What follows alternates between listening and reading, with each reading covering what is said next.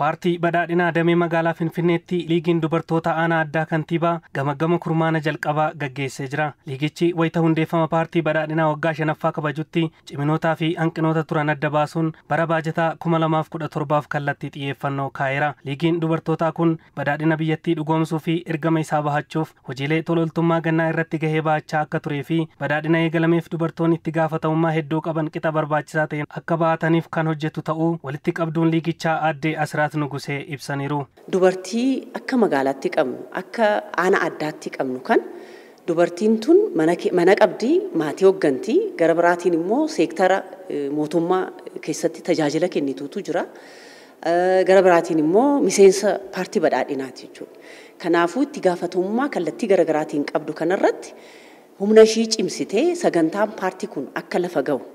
Misoomni akka magaalaatti qabne akka mirkanaa'u, nageenyi magaalaa akka mirkanaa'uu danda'u, tajaajilni seektaroota garaagaraa keessatti kenninu akka uummanni keenya tajaajila sirrii ta'e akka argachuu danda'u.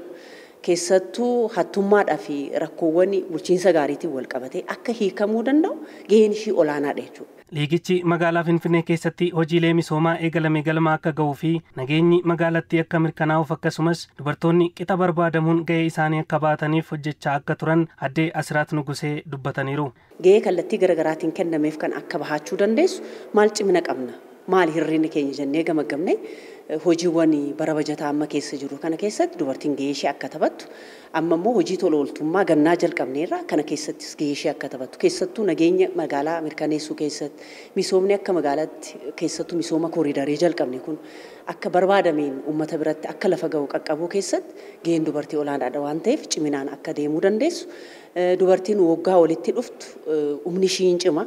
Ilaalchisii fooyyaa bilchaataa deema, gahumsi ishii cimaa dabalaa deema. Badhaadhina gama hundaan eegalame mirkaneessuuf gaheen liigii dubartootaa guddaa akka ta'ee fi fayyadamummaa dubartootaa mirkaneessuuf shoora olaanaa taphata kan jedhan immoo itti gaafatamtuu itti aantuu paartii badhaadhinaa magaalaa Finfinnee fi miseensa liigichaa kan ta'an aadde Tsedeniyaa Girmaati. ፓርቲያችን እየሰራቸው ያሉ ሁለንተናዊ ብልጽግና ከማረጋገጥ አንፃር badhaadhina hunda galeessa paartiin badhaadhinaa eegalee mirkaneessuuf gahee liigii kana guddaadha. Dubartoonni liigii addaa keessatti gurmaa'an immoo beektota waan ta'aniif gahee isaanii badhaadhina biyyaa mirkaneessuuf akka bahatanii fi gama biraatiin dubartoota biyya geggeessan oomishuu irratti gahee liigii kana kan yeroo kamuu caalaa olaanaadha.